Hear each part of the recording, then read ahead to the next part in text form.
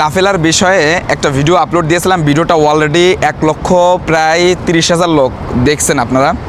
তো একটা বিষয় আমি আপনাদেরকে একটু বলি যে যারা কাফেলা হতে ইচ্ছুক তাদের সবথেকে প্রথম যে বিষয়টি সেটা হচ্ছে যে আপনার ইকামার মেয়াদ থাকা লাগবে।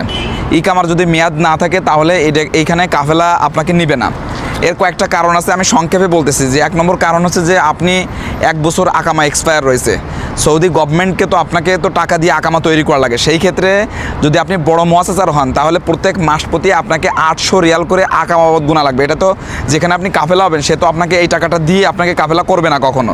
এটা তো আপনার আকামার করা লাগছে, 1 বছর আপনি করেননি, সেই টাকাটা দিয়ে আপনাকে কাফেলা হতে হবে। এই জন্য এটা কোনো শিরিকা এটা করতে চায় না।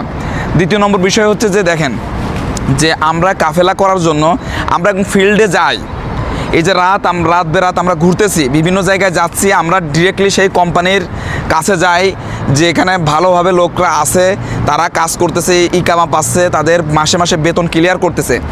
এই ধরনের যখন একটা কোম্পানি আমরা দেখি ঠিক তখনই আমরা সেই কোম্পানিতে একটা লোককে আনার জন্য আমরা উদ্বুদ্ধ করি। আপনারা অনেকেই ব্যাড কমেন্ট করতেছেন যে আসলে ধুনফুনি। এই বিষয়টা হচ্ছে যে ক্লিয়ার।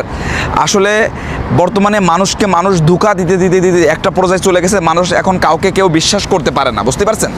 তো সেই জায়গা থেকে আমি বলবো যে আমরা যে কাজটা করতেছি শুধুমাত্র প্রবাসীদের জন্য, প্রবাসীদের ভালোর জন্যই আমরা এই কাজটা করতেছি, যাতে করে ইনশাল্লাহ একটা সময় আসবে যেখানে আমাদের একটা বিশ্বস্ত একটা স্থান আপনাদের কাছে আমাদের তৈরি হবে আশা করি।